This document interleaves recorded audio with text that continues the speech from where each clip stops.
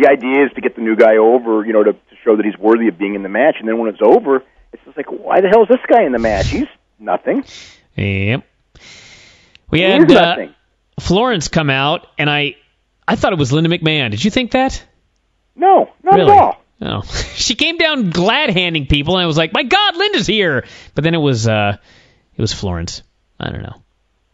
They look somewhat similar. So we had her introducing the 8-man, Regal, Doink, Primo, and Zach against Kozlov, Santino, Goldust, and one other guy. I wrote Kozlov twice. Morel, Cully.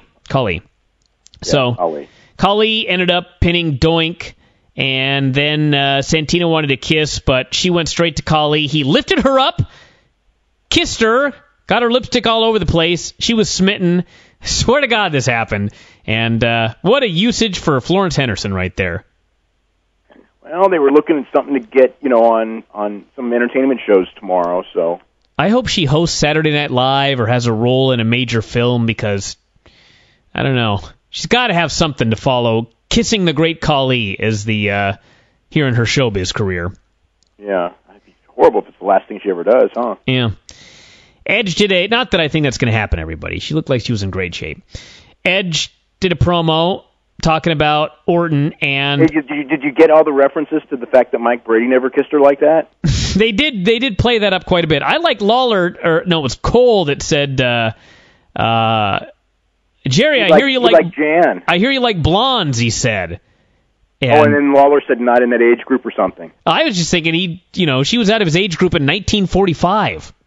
And Cole's here talking about this in 2010.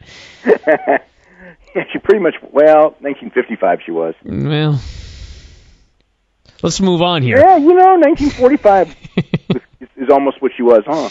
Yeah. 65 years ago? No, wait. She'd have been 16. What? She'd have been 16. She'd have been 16? So maybe 1947. Wow, that's a long time ago. Yes, it really is. Wow. Yeah. She was born 5 years after Granny, everybody, if you can even believe that, for those that met her in Vegas. Wow. You know what? I just thought that it was hilarious when Michael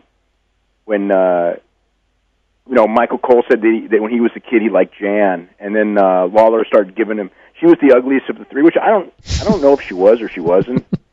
and I actually should know this. I would say she wasn't, but that's neither here nor there. And he goes, well, you have to have ones that you think you can actually have a chance with or something. Lovely advice from Michael Cole. Yeah. So he had. By the way, did you notice that Michael Cole no longer had the glasses? I did not notice that. Yes, he no longer had the glasses. People thought he looked too nerdy with the glasses, so he was told, even though he needs the glasses to read, to read small things, he was told to ditch those glasses. And he looks far more suave now. Yep. Yeah. So we had the Edge promo, which all I got out of it is that he hears voices now. I thought that he was some parody on Randy Orton's theme song. May have been, actually, because Randy hears voices in his head. Yeah, so maybe he's just hearing Randy's theme song over and over again and somehow thinks that, he's, it's, real. Kind of how, people, read in books about illnesses, and then all of a sudden they have all the symptoms. Sure, yeah. So he listens to songs, and suddenly he thinks that, that's him. Well, don't play... I didn't have enough time to think of a joke. I was going to say Hulk Hogan's music, but we had Sheamus showing up to make fun of Evan, and NXT showed up, and Sheamus told them Evan had been bragging about how he jumped them all last week, and then he shuffled off because he was all nervous, and they beat the crap out of Evan and walked off, and Sheamus came back, and he was making fun of this little fella for being beaten up, and as he's mocking him, NXT returned. Skip Sheffield faked him out, and Sheamus ran for his life like a complete geek. I mean, I don't know about this thing here. He looked like... I cannot say this was the equivalent of putting a wig on Goldberg, but I thought they really hurt Sheamus here. He came off like a complete doofus. He ran off. The thing is, he is a heel, but it's not like... He's not a cowardly heel. His heel character should not be running away. No, he should not be a cowardly fool. which is what they not made him. Not that kind of a coward. You could back off. Yes. But like run away. Run for his life. Yeah, I was quite perplexed because I was thinking like, now, who was in the main event on the pay-per-view again?